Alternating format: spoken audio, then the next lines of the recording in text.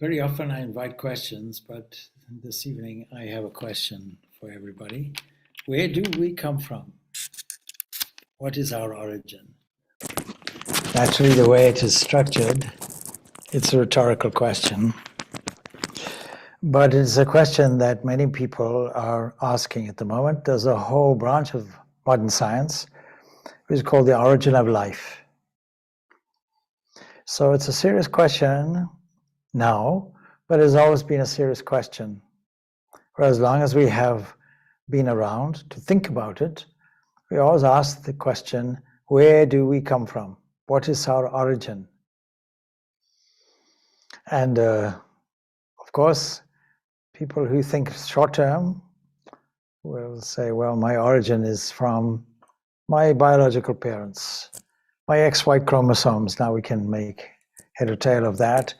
From the 1950s onwards, we understood that there was a programming element within every nucleus of every cell called DNA, and it was a remarkable discovery in the 1950s. But that doesn't really answer the fundamental question.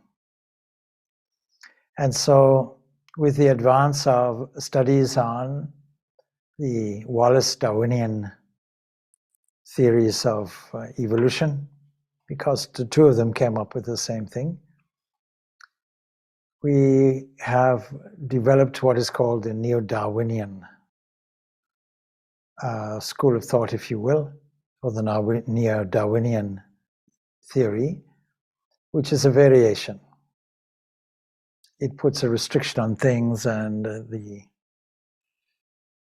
course, the short way of saying it is that the DNA structure, we're all familiar with it, deoxyribonucleic acid, is the brain cell, is the all in all of every cell, and it's a most remarkable thing.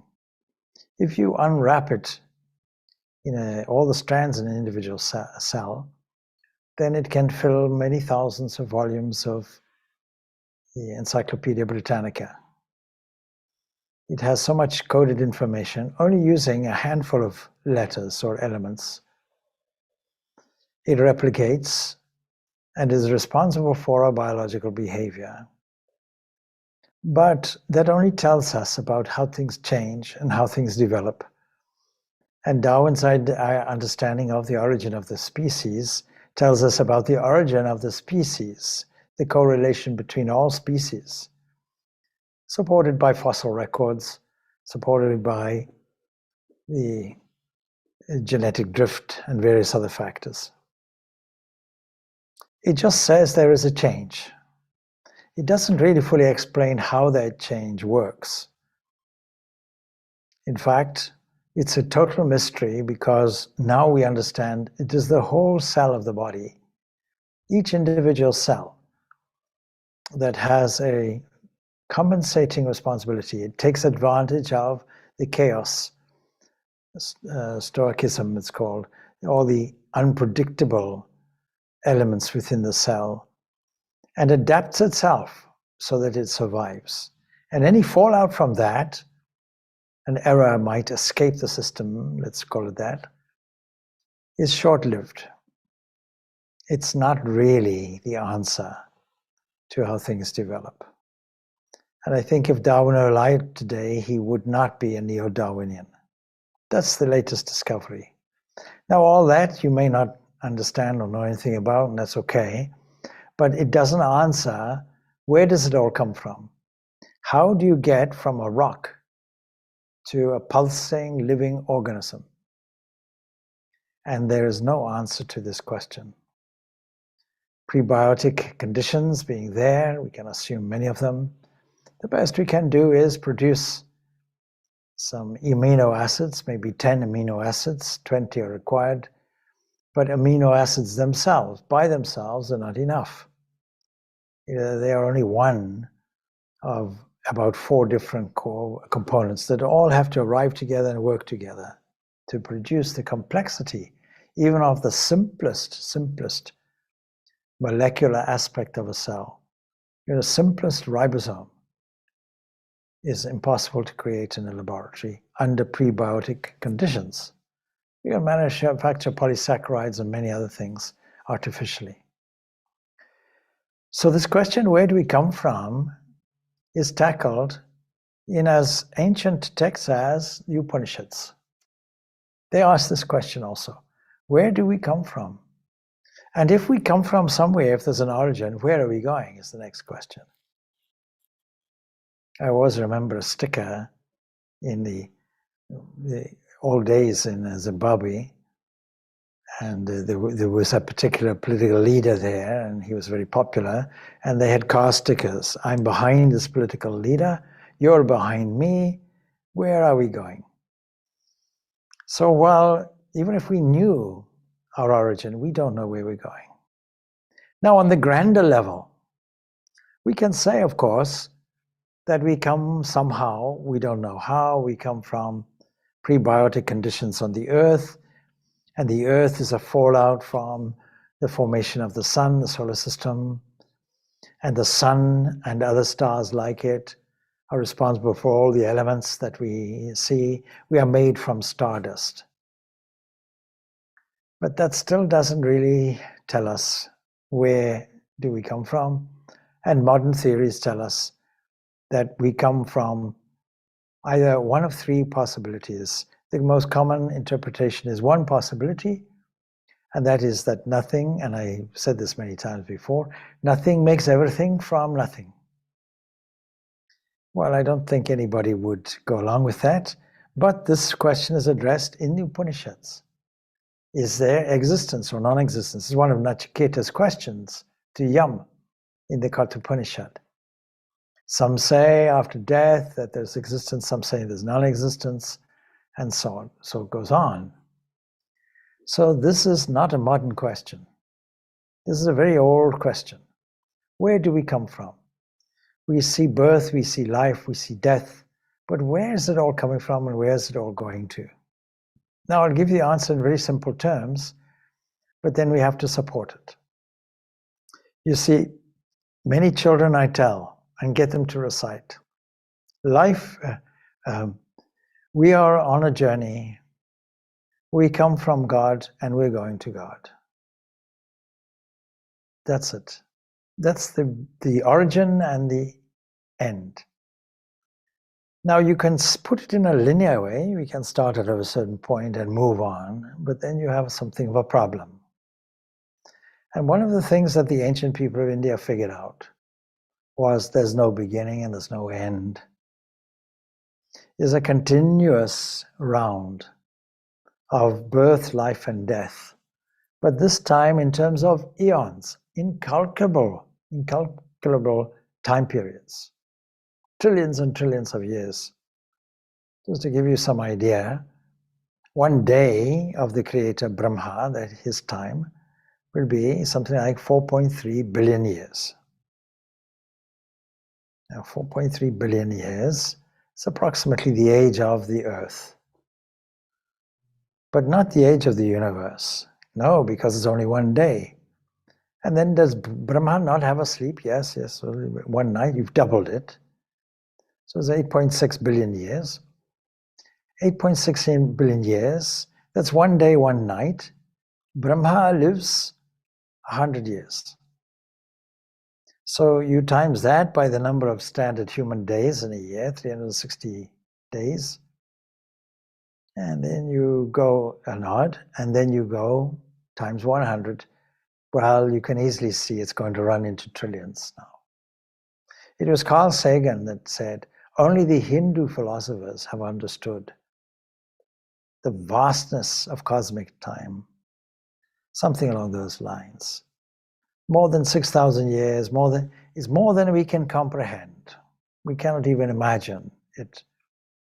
No more than we can imagine our own several generations that are going to succeed us. All that we know is, wherever we are, wherever we're sitting, change is such, historically we know it, that the place on which you stand in 1,000 years will not be there anymore. The likelihood is very rare. It might be there. The language that you speak is likely to be different and change. That we know for sure. The cultural standards and norms will not be the same. The technology will not be the same. And we can't even imagine what the replacement might be. Now, if you want to try and get what is called abiogenesis, how did it all start, what is the biological origin of this, then that's very difficult. Nobody's ever done it. Nobody can reproduce anything like that in the laboratory, although there are people who are trying.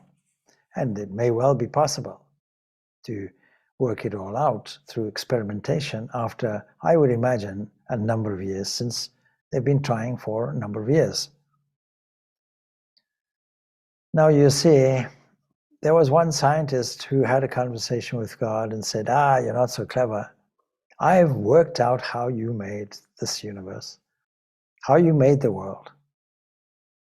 And God says, well, please tell me. He says, well, I'll describe it. You see, we set up a laboratory, yes, okay.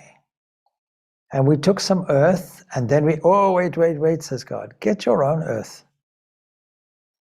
You see, we don't know what is the actual origin, and in cosmology, we still don't know.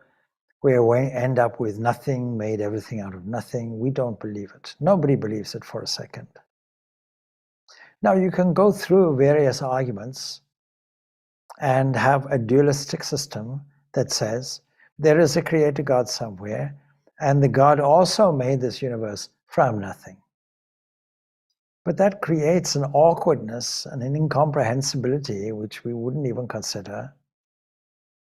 And so the other logical concept would be there's only one thing.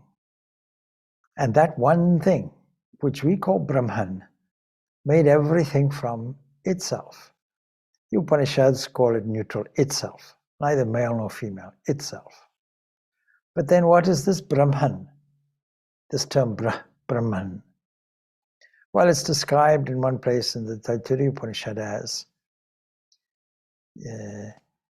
Satyam, Jnanam, Anantam. That is truth, knowledge, and infinity. But that doesn't make any sense to us at all, because what is truth? The thing that never changes, the thing that is pristine and pure, not sullied by anything, not soiled or contaminated by any aberrations. And what is knowledge? Well, knowledge in the Mundaka Upanishad is split into two branches, and knowledge of a lower kind we know of. Science is of that variety. Scripture also is of that variety. Any kind of objective knowledge is of that variety. But then the subjective knowledge, that is knowledge of the higher dimensions or the higher aspect, knowledge of your internal self, your quintessential self, knowledge of this Brahman. This is Paravidya, supreme knowledge, because it is of a transcendent type. It's not that it's not accessible, but it's accessible by a different method.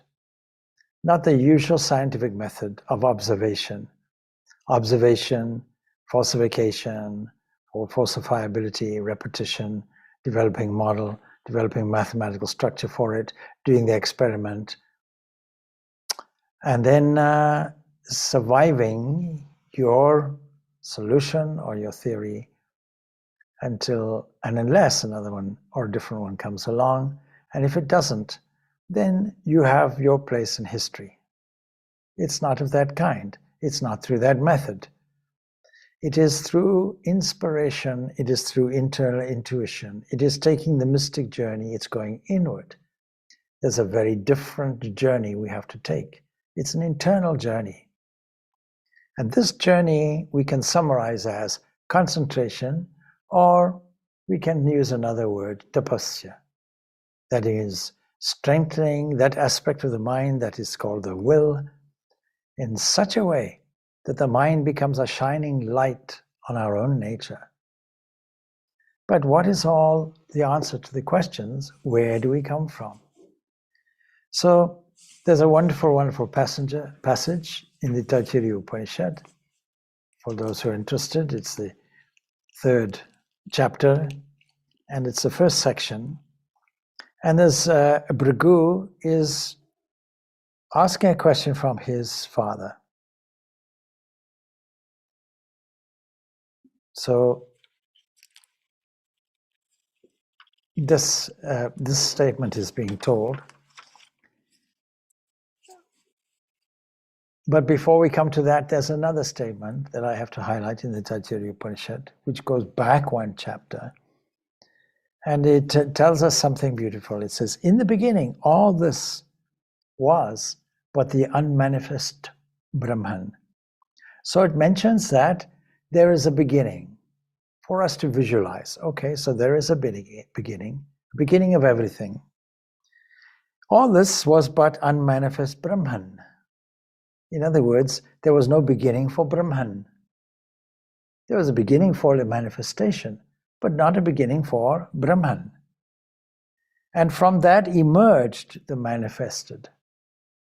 That is from its own self. It's taking the third option. It's not that nothing makes everything out of nothing. It's not that a creator God makes something ex nihilo out of nothing. No. This Brahman is manifesting from itself. That Brahman created itself by itself is a way of putting it. And therefore it is called the self-creator. What did Brahman create? It created itself. It manifested itself from itself. That which is known as the self-creator is truly the source of joy. Well, we're all looking for joy, and we're all looking to find what is the source.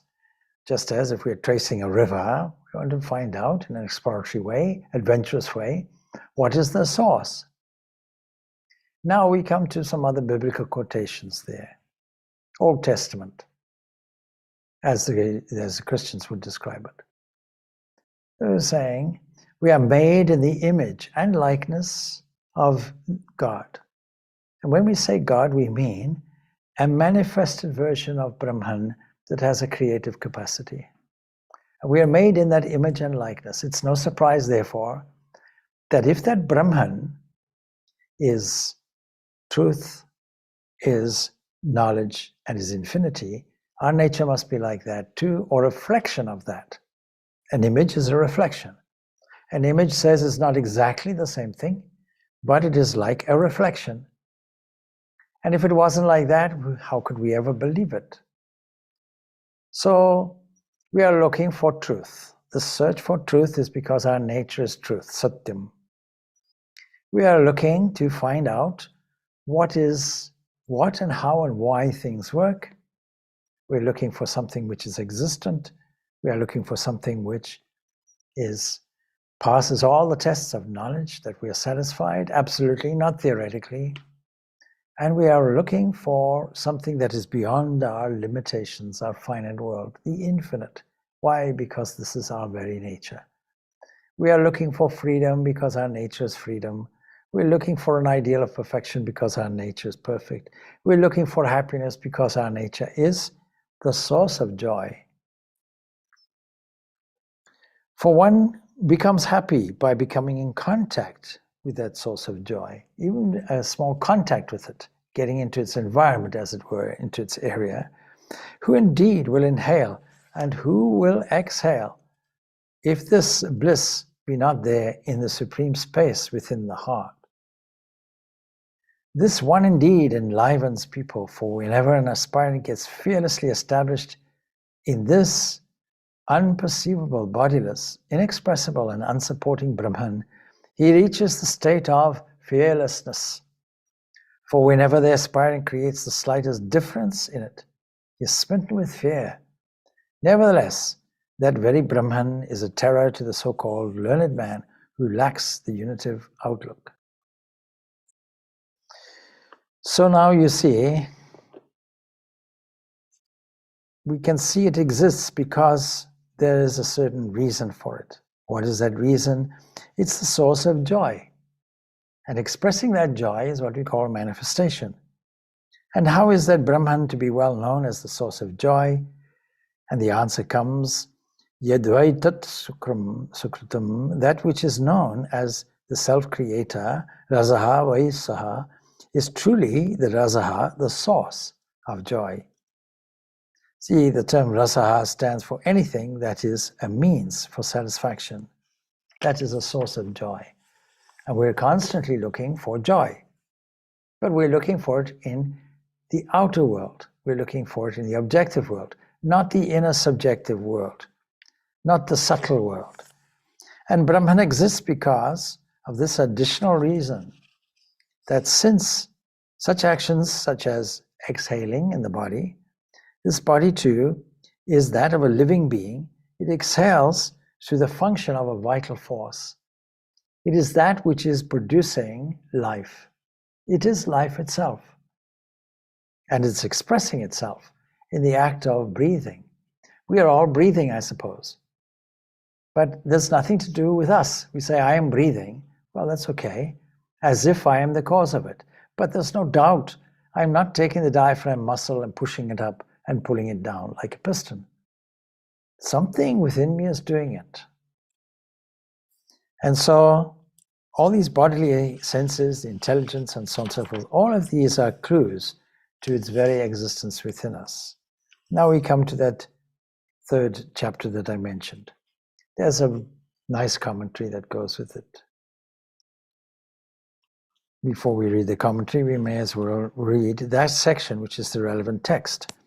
Tamhova chayato iva imani bhutani jayanti yena jatani jivanti yat prayantyabi samvishanti tad vijishnastastva tad brahmati.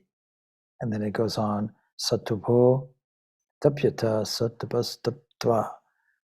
So, the text, the context of it is centered around a question and answer session, which has some credibility. What is the credibility? Well, the credibility is that there's a son asking his father. There's an intimate relationship between a child and the parent, but more so, I suppose, between son and father, I suppose. The father is supposed to be the one who knows everything. And in this case, the questioner is Bhrigu, and he is asking his father. Now, the question goes like this. It says, he approached his father, Varuna, with the formal request. In other words, it's a serious quest. O revered sir, teach me Brahman. And then we may ask, what is that Brahman? But we've already defined it as Satyam, Jnanam, Anantam. But you see, that source, if we can summarize it, could be viewed from a number of different points of view. Those people who are doing laboratory experiments, thinking, orientated around creating minerals and making a duplication of it, thinking that nature itself can satisfactorily replicate and transfer information from one model to another. This might happen through a series of crystallizations, for example, but that's a far cry from organic life, carbon-based life that seems to know how to behave, seems to know how to survive, and is incredibly complex. Even the ribosome, the simplest part of it, as it were, is not easily produced. It was an attempt was made to produce it, and it couldn't. They couldn't even produce glucose under prebiotic conditions.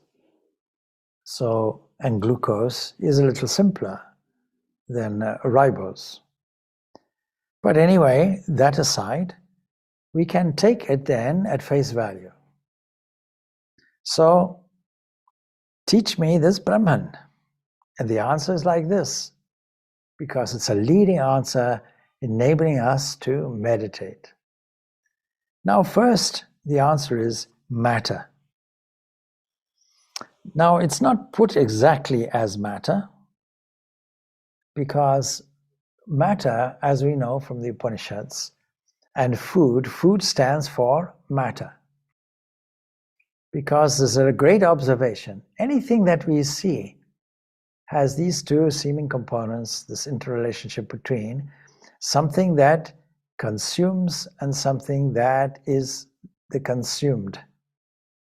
The consumed and the consumer. Fire is a good example. What is consumed is fuel. Fuel is its food. Fire's food. The fire eats, as it were, this fuel, wood, let us say. And the byproduct is smoke and ash. And when you summarize all of that, gather it all together, then the laws of nature said it has to be the same. The same by mass. Mass has to be the same. You do a mass balance. Nothing can be lost. It can't be created. It can't be destroyed. It's all the one thing. It's constant. Same thing with energy. It's a law. And what are laws? Laws are observed repetitive behaviors without exceptions. If you have one exception, then the whole law is gone. And in philosophy, we use that, you see. So we can make a declaration, all swans are white, until we see a black one. And then the whole thing is destroyed. It only takes one black swan. One exception destroys the whole theory. So we have to be careful about axioms and generalizations. So he starts off with matter, that is food. Now that's very interesting because many of you ate today, I hope. And without thinking, this food that we put in is magically and in a very complex way transformed. It starts off with a kind of crushing section, the teeth, with chemical inserts, enzymes and saliva. It breaks it down chemically, it breaks it down materially, enough for a conveyor belt called the swallowing mechanism, where a kind of response, a muscular movement, shuffles the food down into a very vast, through a small valve opening, so that to control the amount flowing in to a big pot. People who are pot-bellied will recognize it. It's the stomach. And in the stomach sits a very powerful hydrochloric acid that stimulates pepsin and so on and so forth. And the whole thing gets liquidized and mashed together. And all that then gets fed into the small intestinal area, where is almost a sorting process of liquids and solids. And the nutrition is taken off through a whole transport system of the bloodstream. And the waste is left into the large intestine. And that product that the factory doesn't wish to use, all the nutrition having been extracted, combines with a little fluid and so on and so forth, and is designed to make an extruding form. And bacteria also help, but I'm describing the whole process very simply. It's an enormously complex operation. And that's not the end of the story, because the train of the bloodstream delivers it, and the bloodstream is fed by the oxygen content that the lungs provide, and this train offloads it to the cells. And there the electrolytic composition makes for a transfer of energy through what we call ATP, ADP, and so on. Those who study biology will know this. But this is all an abstract explanation. If you were to actually see it, let's say in a cartoon form, you would be amazed at the complexity which is there. How does this complexity arise? But we're told Brahman is this food, this matter. Brahman is not separate from the matter. And if you take this alone, you'll make a misunderstanding. Not only is it the food, but it's also the vital force, it's the energy that mobilizes all the system I've just described, puts all the electrical energy, as it were, into the factory, so that the factory runs, conveyor belts run, machines run.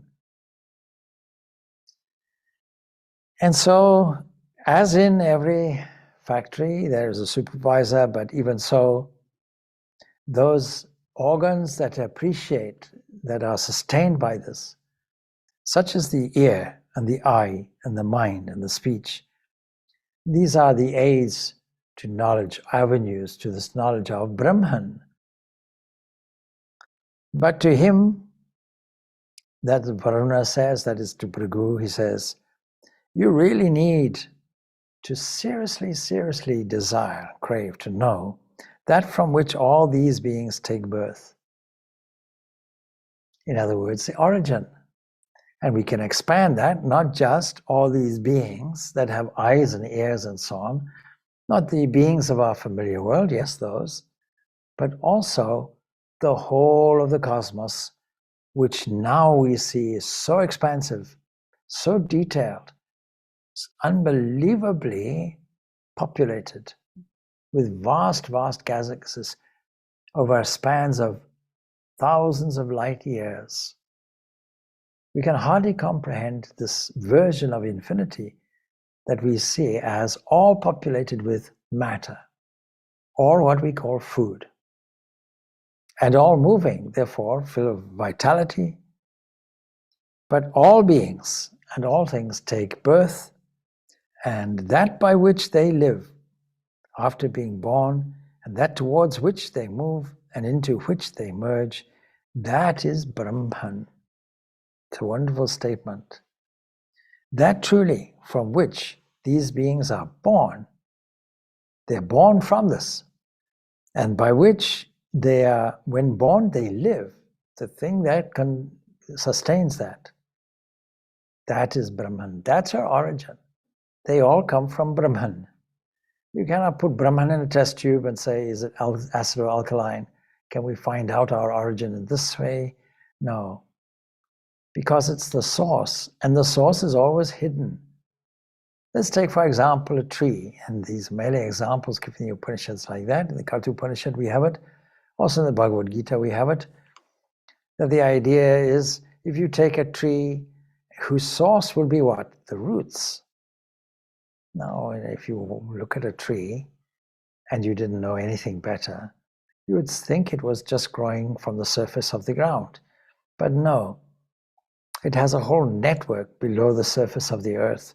The roots, and the roots not only keep it solid and steady, but they also act as absorbing mechanisms for bringing in nourishment for the whole plant or the whole tree, delivering it to branches and leaves and so on. So the whole source must inevitably always be subtle, always be hidden.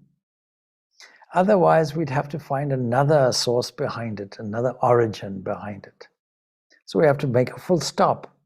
We have to stop at a final datum beyond which we cannot go. And then that datum is not the object of scrutiny. It is purely the subject. And the Upanishads say this from all different directions. It is a seer. The seer can never be seen. It is a witness. The witness can never be witnessed. It is a knower, it can never be known. It is a thinker, it can never be thought of. Like that. And so, mind and speech aids to knowledge, crave to know that. And then he goes on to say, not only that from which they are born and by which they live, that means not only being born from it, but also your pulse and your heart that produces it is produced by something else. Now this, of course, comes out in Hindu theology and also other kinds of theology. It can come out as the omnipresent, the omniscient, the omnipotent. The thing that gives birth is, always there. The thing that is always sustaining, the thing that always knows everything in advance, doesn't have to be taught anything. We are now describing what we call Ishvara. We're now describing some originally creative, manifested aspect of this Brahman, which is no less or different from Brahman, because it's a self-creator. Now, how do we get to know such a thing? So we have to practice. Practice what? See, don't forget, this is into where we are merging. So we know the origin, we know how it's sustained, how it's moving things along, but it's also our destiny. And so instead of thinking of something linear, a start somewhere and going on and finishing somewhere, a full stop. This can create a great deal of confusion and difficulty. It can create a fear in us because it's something that is finite. Whereas if we look at it in a cyclical way, we can see birth, life, death, birth, life, death, birth, life, death, so it goes on. And if we realize that, and we can stand outside it as an observer, in our true nature, then we can get out of it. How do we do it? We have to practice tapasya. Because satavo tapyata satapas tapta. We have to practice performing austerity of thought, that is concentration. And then having performed this, there is some insight. We'll go back to a commentary on this, but let us see. Now, I'm reading here and using the commentary that is contained in Shankaracharya's Bhashya on this, his commentary on these Upanishads. And is with all dialectic skill, he brings up an objection and then answers it himself. The objection: how could Bhrigu again accept concentration as a means, since it was not taught to be so? It hasn't been taught concentration yet. He is exhorted to go and concentrate. And so the answer is yes, he accepted this because of the incompleteness of the instruction. Varuna said that food, etc., are the doors to the realization of Brahman, and that its definition is that from which all these beings take birth and so on, and that indeed is incomplete. For Brahman was not directly pointed out there. It was just saying it's in food and you can get, and there are these avenues toward it, the senses and so on and so forth. So from the father's description of Brahman, Bhrigu, he couldn't arrive at any really non-composite unitary conception of what is Brahman. And so the next thing is he realizes, he contemplates on the first thing, food or matter, the thing that gets consumed. Now it's a wonderful meditation. You can sit there and you can start from any starting point you like and see anything material is something like food, in as much as it is always consumed. And it always goes to energy. And yet energy produces it. And so we have a kind of chicken and egg situation. Which came first, energy or matter, matter or energy, until we discover the causal must be the more subtle. And Einstein discovers it by saying E equals M. That is, that energy, you see, energy is equivalent to matter. It's an equivalence equation. It's not a transformational equation. So he realizes that food, that is the cosmic version of this food, that is the whole universe made from matter, that we call Virat, the cosmic person. As Brahman, he realized that that is true. So when we are exploring matter in all its forms, atomic matter, baryonic matter, or any other kind of matter, even dark matter, well, we have to understand that this is all the one thing, the one manifested thing, but it doesn't end there because it's not split up like that. For it's truly from food that all these beings take birth, and on food they subsist after being born, and they may move towards and merge into food. It's not a difficult thing to understand. This body, for example, a mini version of the cosmic person. It's made from matter, and the matter happens to be organic food, made into an organic moving head and limbs and so on. And when this thing expires, it goes back into the very substance. It becomes food for worms if you bury it. Or if you set it alight on fire, then it becomes ashes and so on, and all these other things. So, O revered sir, he says again, teach me Brahman, knowing that this is only a kind of superficial understanding of it. It's only at the superficial understanding of matter. Where we have to go further, again he asks, Please teach me Brahman. Because, yes, I understand that, but there must be another Brahman behind it, really.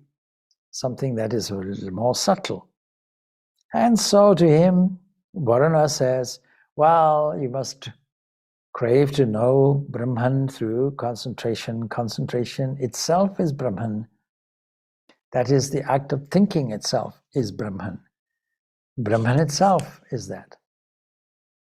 See, Brahman is the cause of the world as a substratum. It's called Adhisthana. And this is the material cause, Upadhana, of the world. And the example given is any substance. For example, gold.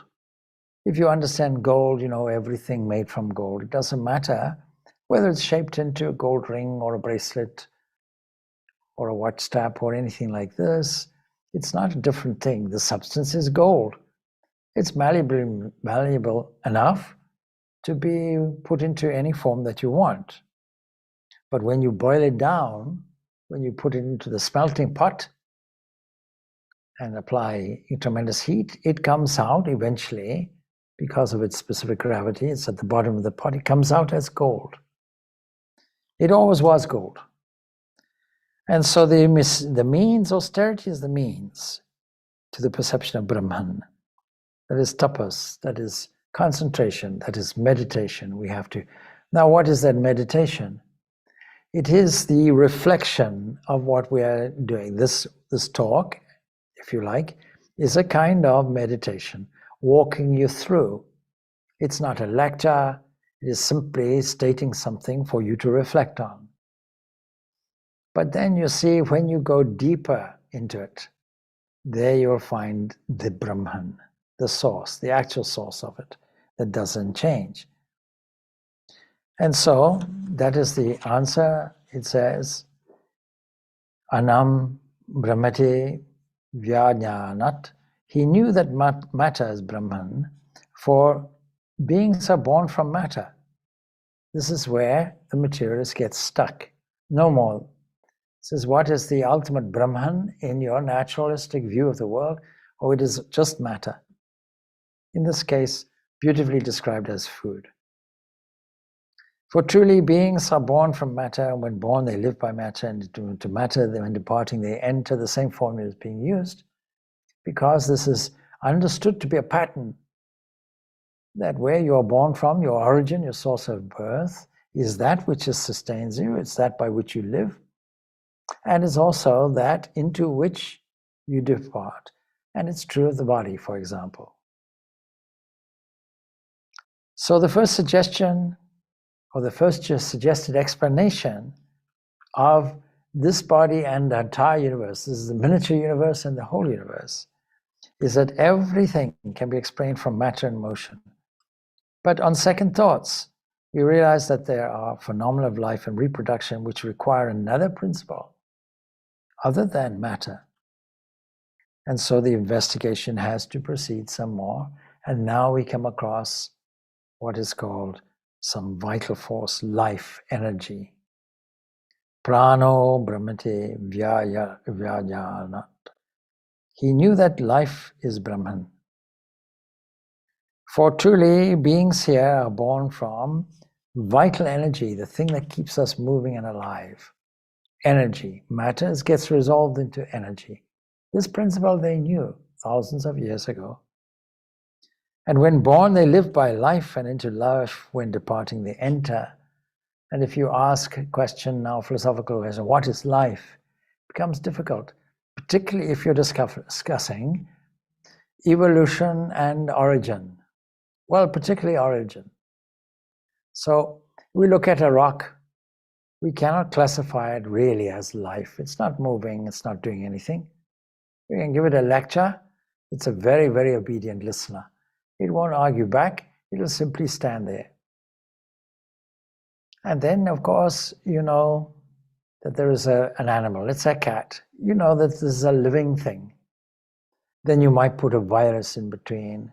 Is that? Well, that's a little debatable, but I think with the COVID virus, having examined it, we can surely declare that it is life. In other words, it has some understanding of what it should do and how it should do it. And even though it doesn't have its own life, so to speak, it's a parasite basically, and it can actually get its life from a bacteriophage. Even so, there's really no difference. It just makes its food from that, that's all. But you see, this is an inadequate explanation. So having known that, he again approaches his father, Varuna, with the same question. And in these Upanishads, when the question is repeated, we know we haven't come to the end of the story or the analysis. And so, teach me. Well, the next thing is to him, he said, know that Brahman is austerity. So he goes on. And while the material objects of the world are explicable in terms of matter, plants take us to a higher level and demand a different principle. From materialism, we pass to vitalism, as it's called. But the principle of life can't account for the conscious objects. And by conscious objects, we mean those objects that have a self-awareness. Now you can say, how can we know if a bacteria has self-awareness? Well, it has an urge to survive. And in urging, having an urge to survive, it must be aware that it is different from other bacteria and that is different from its environment. We are using know in the classical sense of the word, not in the kind of high intellectual sense. And so, what accounts for that? So, matter is the context of the principle of life. And so, he knew through more concentration, through this internal introspection going on, through this mechanism of intuition, he knows that the mind is Brahman. The mind is that source. For truly, beings are born from mind. And when born, they live by mind. And into mind, when departed, they enter. Now, you may dispute that, or the materialist may dispute that. Says, you see, when this body is died and the matter is just lifeless, when there's a disconnect between vitality and matter, then we bury the corpse, and that's the end of it. How can you say that the mind survives? Well, it's more complicated than that, because all those experiences carried over in the mind exist because the whole thing is seen in layers. Matter goes off, life goes off, something else remains unseen and very subtle, and that is mind. So this mind is there, and you have to know that. See, when we look at animals with their perceptual and instinctive kinds of consciousness, we notice the inadequacy of just the principle of life. And as life outreaches matter, so does mind outreach life. So these are forms of life without consciousness, but there can be no consciousness without life. So mind in the animals is of a very kind of rudimentary character. And many people say, well, you see, how animals are so intelligent. Well, yes, dolphins are intelligent, have a level of intelligence. Monkeys have a level of intelligence. Crows have a level of intelligence. There are many, many animals we can observe that have a high level of intelligence. But not one of them can create a Beethoven concert. Not one of them can create mathematical formulas. Not one of them, you see.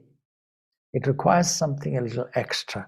What is that extra? What is that Brahman which is there behind it? It's intelligence. It's the intellect. It's the capacity to analyze, as you're doing now. It's the capacity to reflect, to meditate itself. So he knew through this meditation that intelligence itself is Brahman. For truly, here are born from intelligence. When born, they live by intelligence. And into intelligence they go when they depart, they enter. And having known that, then that's inadequate. Something else is driving it, because intelligence has some characteristics of vagary. So intelligence, again, cannot be the ultimate principle. And when we talk of Brahman, we really are talking of the ultimate principle. In summary, what is the ultimate principle? And you'll notice that all of these layers in the analysis are not seen to be different from Brahman. And Brahman, each Brahman is an ultimate principle for the preceding one, but not ultimate enough.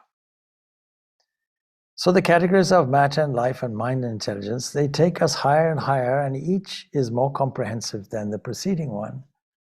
And this truly is how we meditate and how we evaluate things. They have to be transcended. In the intellectual life, there is only a seeking. Until we transcend it, there can be no ultimate finding. The intellectual man who uses the mind and the body is greater than the mind in life. When you use something, you're greater than that something. If we can use the body, use the mind, then we are greater to that. Anything else is an excuse. No. I am the body. Why don't you go to the gym and exercise this body? No, I'm the body. Well, no. You have a choice. You can exercise the body if you like. That means you're not the body, you're in command of it. And then the next level is like this, Anando Brahmate Vyajnana. He knew that Brahman actually, through this further investigation, is actually bliss, complete bliss. For truly beings here are born from bliss. When born they live, and by bliss and into bliss when departing they enter. And the characteristic of bliss is there are no two things. All the fear is gone, and this is Anantam or Ananda. Anantam, infinity, or Ananda, bliss. So this higher one includes all the lower ones that go beyond it, and that it goes beyond. It includes the intellect, it includes the mind, it includes... These are described as sheaths in the same Upanishad, this Taittiriya Upanishad. And it suggests there's an analogy between the macrocosm of nature and the microcosm of man, because these have become interchangeable. What we call the area of bliss, or what we call the area of intellect, corresponds on the cosmic scale, macrocosmic scale as the unformed potential womb of God. God, formless God, or nature, we can describe it as. That is that first manifest Brahman. What we call Saguna Brahman, the Brahman that has potential qualities. The Brahman of omniscience, omnipotence, omnipresence. And its first manifestation is the intellect, cosmic mind. What we call Hiranyagarbha, you've heard me mention it many times, that golden womb, the golden seed, the one that produces everything else. That's the intellect, cosmic intellect. And we are made in the image and likeness, so we also have that same arrangement. We have this potentiality which we experience, that bliss, when there is no other thing in the mind. No other thing in the mind we can know after a day's work, how we can sit down and relax, experiencing a little bit of that bliss. And when we fall into a deep sleep, is entirely blissful, because there are no two things. There's no divisibility in it. There's only an area of bliss and joy and peace. But that's not the end of it.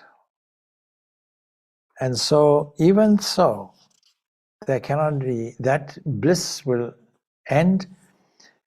Saint Augustine, the Christian great theologian really, and saint, he describes the highest state as one of joy. He says the highest spiritual state of the soul in this life consists in the vision and contemplation of truth, wherein our joy is in the full enjoyment of the highest and truest good and a breath of serenity and eternity. This language we might well find in the Upanishads themselves. So the grades of existence and of value, they correspond so that the class which has the lowest degree of reality in the existential sense has the lowest degree of value. That is, matter has the lowest degree of value. A slightly higher degree of value is in vitality. Higher degree of value is in mind. Higher degree of value is in intellect. Higher degree of value is in bliss. But the highest still is in pure being. And the Upanishad suggests an epic of the universe from out of seemingly nothingness. A Sat arises, that is pure being. And then the stellar dance of teeming suns and planets whirling through this vast space, and all these etheric fields, these fields of energy. And in this immensity of space emerges the mystery of life, vegetations, forests, soon living creatures, crawling, jumping animals, predecessors of human beings, and finally the human, with the human intelligence, with its striving for ideals. And it has in it the secret of the sciences and the philosophies and the cultures and the civilizations.